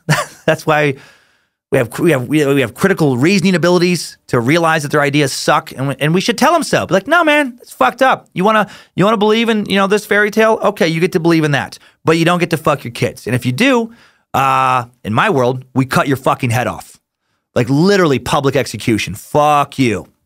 Sorry, I got a little angry there. This stuff just infuriates me. These motherfuckers. The organization responsible for all that we covered today incredibly still exists, and I wish I could put them in a room and just fucking set a bomb off. Truly. I wish I could just blow them up. Actually, that would be too good of a death for them.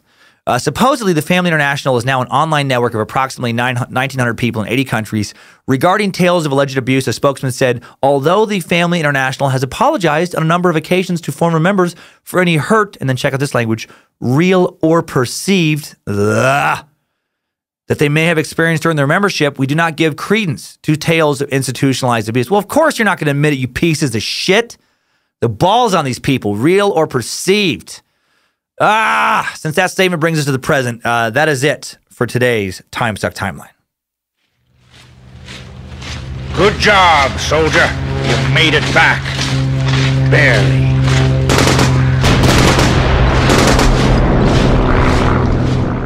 Wow, the children of God, man. The sick, twisted fantasy of one man, pedophile David Berg. Moses David brought to life.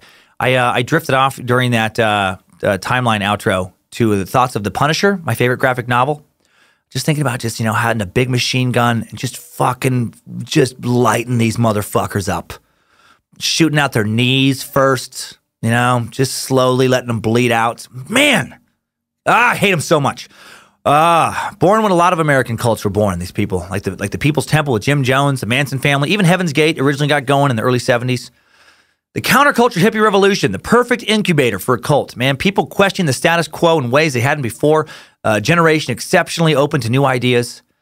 I worry about that now. As I scour the internet today, I wonder if this generation will see the birth of more cults. I mean, just considering what movements seem to be gaining momentum online. Like the reptilian elite, not a joke to many. Many believe the Rothschilds and other so-called Illuminati families are chemtrailing the poor to death and working with fucking reptiles. The Flat Earth movement keeps picking up steam. A lot of the comments underneath these videos are posted by religious fundamentalists, and religious fundamentalism is the first cousin of the religious cult. Just think about it. Take people who are open to ideas and concepts that cannot be explained through science, cannot be empirically proven. People who are religious, but don't trust the larger churches of their faith. They're open to alternative interpretations of ancient texts that already exist outside the realm of scientific reason. Interpretations only accepted by a small fraction of the population. To go from that to a true cult, you only have to cut an even smaller slice of an already very small slice of pie that you're already eating. Take someone willing to believe something less than 1% of humanity believes, something that can be proven, and then just have them take another small little leap to an even more liberal interpretation of the same text. Get someone to believe in the notion of actual prophets that most people didn't believe in when they were alive, and just get them to believe in new prophets. that most, people currently denounce. From a logic standpoint, I can see how it's easy to make that jump. So if you find yourself under the sway of some new charismatic so-called prophet, just remember that no matter how convincing they are, no matter how assured they are that they're right, no matter how assured, others are that they're right, that there were many, many, many before just like them. People equally assured, equally charismatic. And so far, none of them have been proven to be right. Many have been proven to be utter charlatan dirtbags. All right, let's look at one last set of teachings from today's dirtbag. God, I wish he could have died a horrible death. Here's some text from the May 20, 1980 DFO 999 Mo letter.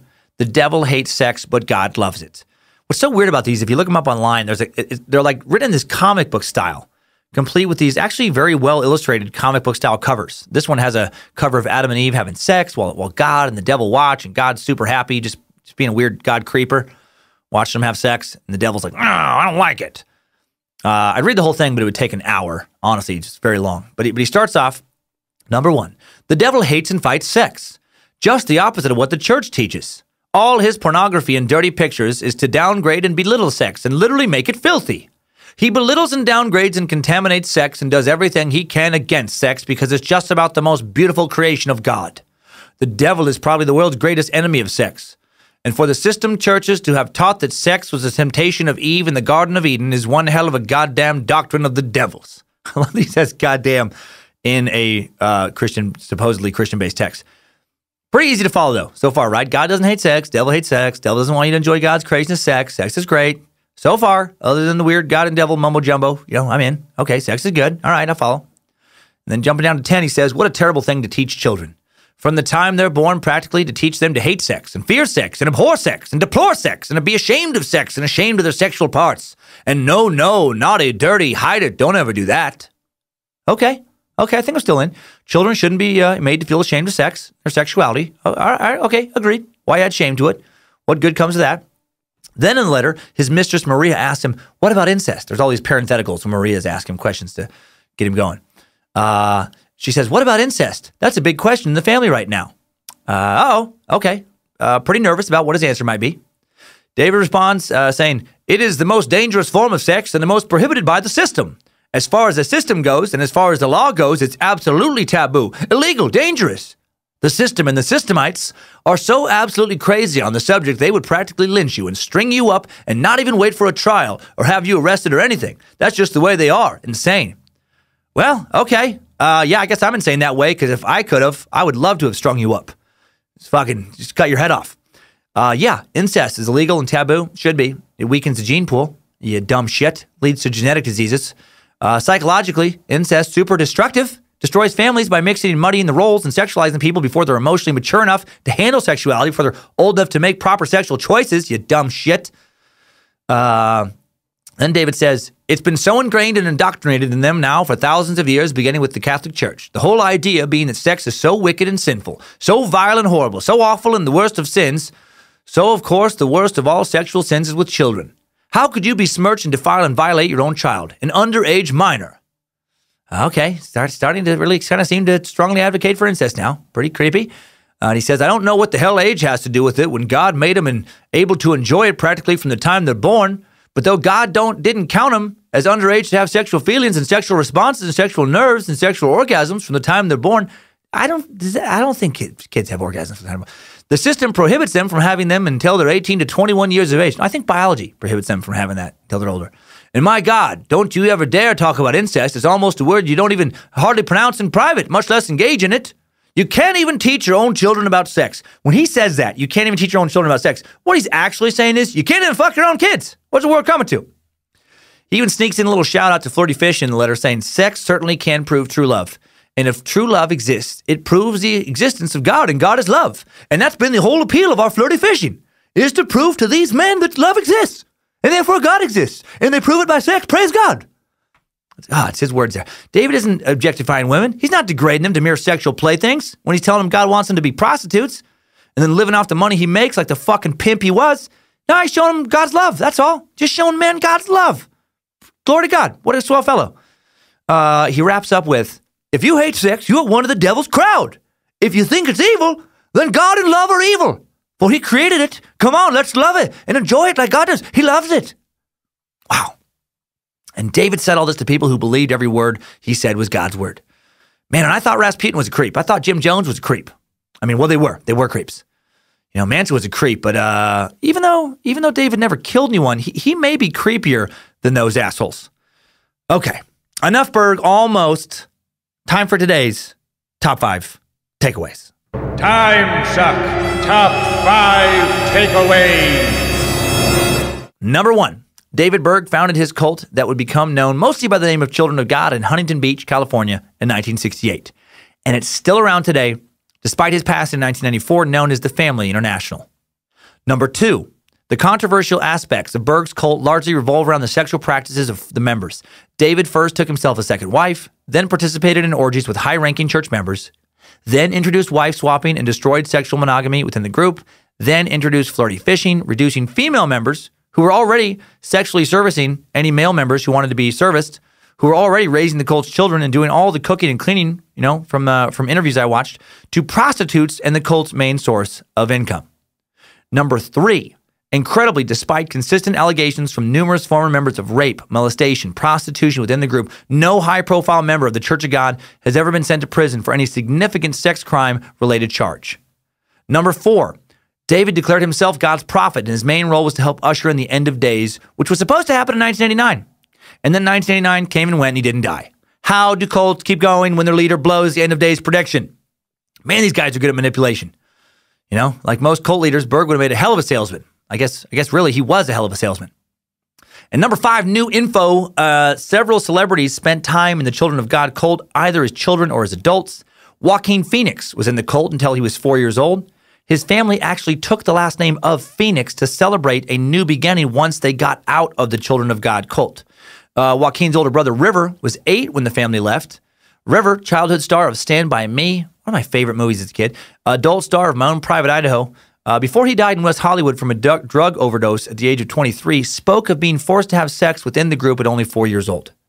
Rose Mcgowan, prominent voice in the Me Too movement, Harvey Weinstein accuser, actress in Scream and Jawbreaker, many more film and TV projects, including appearing on the WB's Charmed for 6 years, ex-fiancé of Marilyn Manson, grew up in the cult, said her mother taught her to serve men in all areas. She claimed in an interview with People magazine that David Burke spread a message that God made children able to enjoy sex. Mcgowan said when the cult got wind of certain members wanting to leave, one of their children might disappear, or some family would get severe punishment meted out to them as a way of teaching the others. Rose has 2 half-siblings as a result of the group's free love policies. Her dad led an Italian Children of God compound. They left the cult when Rose was 5 in 1978 when Berg began to advocate more strongly that whole, having sex with kids is cool kind of ethos. Finally, Jeremy Spencer, one of the original members of Fleetwood Mac, abruptly left the band in 1971 before his show at the famous Whiskey A Go-Go on the Sunset Strip ended up joining the cult. He's supposed to have a show that night at the Whiskey A Go-Go. He walks to the Hollywood bookstore that afternoon, one afternoon, meets some cult members, and then just leaves with them. Didn't go to his own concert that night. Should be noted that this all happened after he had an admittedly fragile mental state following a bad mescaline trip. Well, this mescaline trip just fucking really detoured his life. He moves to Florida, starts a new band called Jeremy Spencer and the Children. Gross name, considering what we'll learn about him and what we learned today already. Moved to Brazil in 1975, Italy in 1977, lived in the Philippines in the 80s, lived in India in the 90s, then Ireland, Germany. He's still in the cult, working as a story writer and illustrator for some of their literature. This alleged piece of shit, inducted into the Rock and Roll Hall of Fame in 1998, not surprisingly, number of pedophilia allegations waged against Jeremy over the years. Information about some of these allegations can be found in court documents from Argentina and the United Kingdom, and in published statements, sworn affidavits, court testimony by his first wife, and a number of people raised in the family, Children of God, who alleged he sexually assaulted them during their childhood. In 1982, Spencer's first wife publicly accused him of statutory rape, also alleged that she and Spencer had found adults willing to sexually share their older children. In 1992, child custody case, 3 people testified under oath that he sexually assaulted them, otherwise sexually abused them when they were kids. In 2005, a number of people provided sworn affidavits alleging child sexual abuse by Spencer to an FBI office in San Diego. The FBI investigation of Spencer ended in 2006 because the statute of limitations had expired for the alleged criminal offenses that he was charged with. currently is still recording albums and touring. I do not think I will be buying any of that piece of shit's albums or attending any of his shows. Timesuck Top 5 Takeaways. Crazy, right? Crazy, man. The children of God's been sucked. If only they weren't still around. Amazing how much evil shit has been perpetrated against humanity because of boners, right? This whole cult all started because of the way one dude wanted to get rid of his boners. I'm simplifying it, but not by much. I wasn't able to read this book in time for preparation, but numerous suckers, including my kid's grandma, via their stepdad, Diane Rosentrader, also a time sucker, recommended a book called Not Without My Sister, the true story of 3 girls violated and betrayed by those they trusted. It was written by Christina Jones, Celeste Jones, and Juliana Buring, 3 girls raised within and sexually, physically, and emotionally abused by the so-called church. So if you want further reading, do that. If you don't have time for that, watch a Netflix documentary called Children of God. It's actually a documentary that existed prior to Netflix that Netflix picked up. It's about an hour long. Big thanks to the Timesuck team, High Priestess of the Suck, Harmony Vellicamp, Jesse Guardian of Grammar, Dobner, Reverend Dr. Joe Paisley, Timesuck High Priest Alex Dugan, the Bit Elixir team, Danger Brain, Space Lizards, and Merch Wizards, Access Apparel, Queen of the Suck, and Boss of Damn Near Anything, Lindsay Cummins. Thanks to the Space Lizards in general for financially supporting the Suck. Big thanks to OG Bojangles Research Assistants, the Lily Twins, for finding so much great info about this cult. Reba and Sarah, hammers of knowledge. This Friday, the last bonus episode. I feel like some people thought they were already completely done, but I had committed to one more before I made the decision to pull back to once a week so I can be sane as much as I'm capable of being sane. This Friday, we talked about the history of this Friday, we will talk about the history of the samurai. We'll go through each significant period of samurai history. Fascinating stuff, the samurais. We'll dive especially deep into the lives of one of the most famous samurais born at the end of the 16th century, Miyamoto Musashi. I'm probably butchering his name, but I'll hopefully get it better on Friday. This dude was undefeated in 61 samurai duels. Holy shit. That fucking puts the UFC to shame, man. 61 duels. I'm guessing those were fights to the death. And he did a lot more than duel. The rare battle-hardened samurai, also died of natural causes. That's rare. His story may put some hair on your chest, even though, he, being Japanese, probably didn't have any hair on his. Excited to suck him. And right now, I'm excited to hear from you. It's high time we check in with our community and hear today's Timesucker updates. Updates? Get your Timesucker updates. First up, a Timesucker doing a good deed for another Timesucker. Man, I always love that. A Timesucker, name didn't come in, it just said Uncle Just Uncle, written in the message board. It says, Dear Dan, Suckmeister General Pedagogue of Pronunciation, and a good bloke. This is the ultimate accolade an Australian can bestow. Was introduced to the Suck by a good mate called JD. He's actually a bit of a bastard, but is very good to his mom. I haven't realized I was twisted and depraved enough to appreciate the ghastly information schlong inserted into me by your quality offering. Just listen to the Bud Dwyer Suck. I thought that was a fucked situation until you read out that story of Stephen Morrison, who was assaulted outside work. In a demonstration of the brotherly love instilled amongst space lizards, and to gather some karma points for shit I shouldn't be laughing at, I should like to pay for this fine gentleman's ticket to the Grand Rapids show you mentioned. I shall pay in whatever American pesos or ducats or whatever you seppos use these days. Make it so. Hail Nimrod, praise Bojangles, and fuck Poland. That's hilarious. Well, thank you, sir. Thank you, mysterious Uncle Just Uncle. Very kind offer. Steven, if you're listening, check your email. I forwarded you the email from Uncle Just Uncle so you two can work it all out. Very cool. Whoever you are, Uncle, you're a good bloke too. Thank you and hail Nimrod. Next up, Sheridan Prince spreading the suck to Japan just in time for the Samurai Suck, so everyone there can realize I can't pronounce Japanese words for shit. Sheridan writes, Timesuck has invaded Japan. Greetings, O Suckmaster. I just wanted to share a couple things with you. First, I just finished the Bud Dwyer Suck, and holy shit, my mind was blown. I was a teenager when this event occurred, and I remember it like it was yesterday, as it was the first time I had ever witnessed someone dying in real life. I'd always assumed incorrectly that this guy must have been crooked and was taking the coward's way out to avoid paying for his crimes, but I will be damned if I wasn't completely wrong.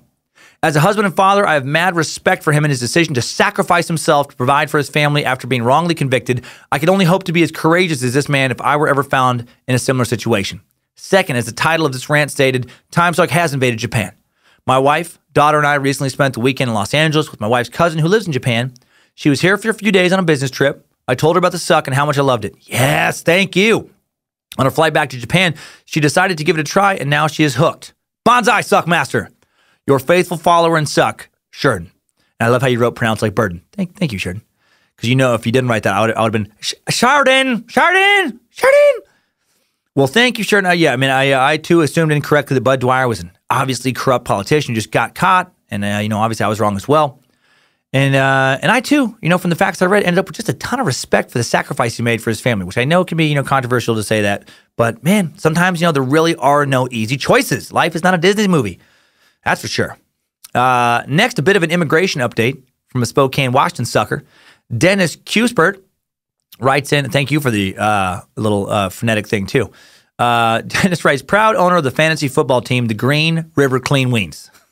Danny Cuspert from Spokane. I have an immigration update. I think illegal immigration is a problem. A wall isn't an answer. I don't know what is, but we do need to keep America safe.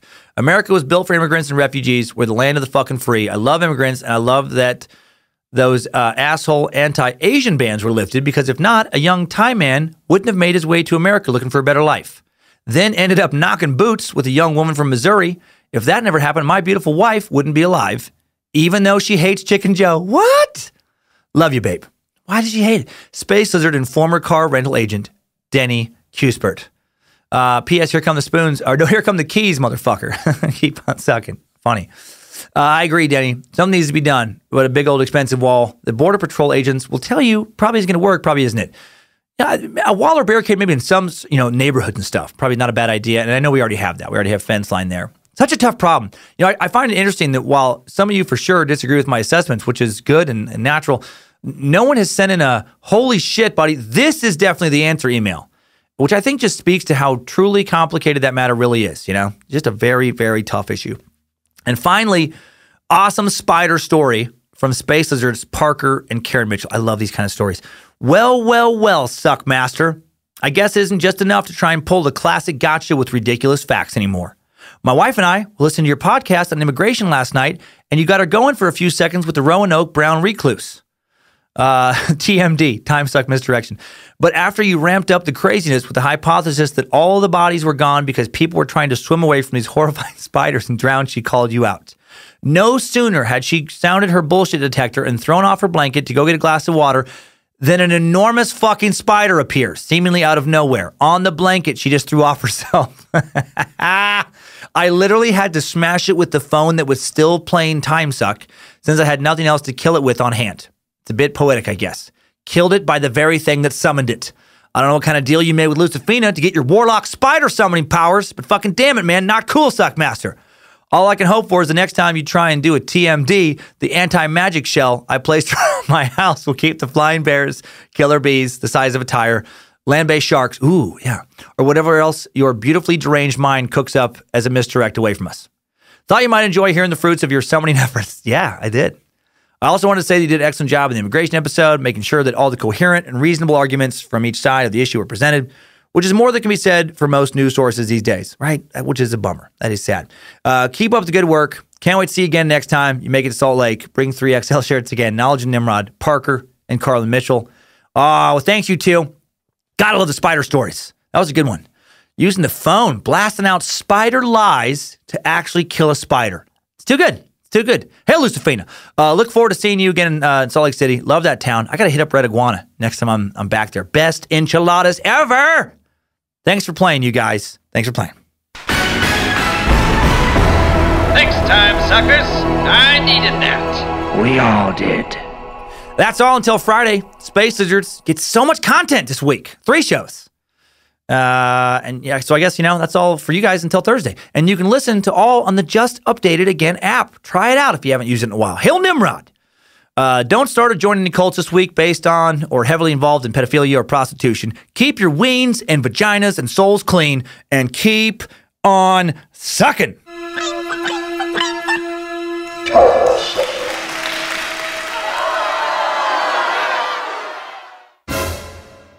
Fucking out of the park.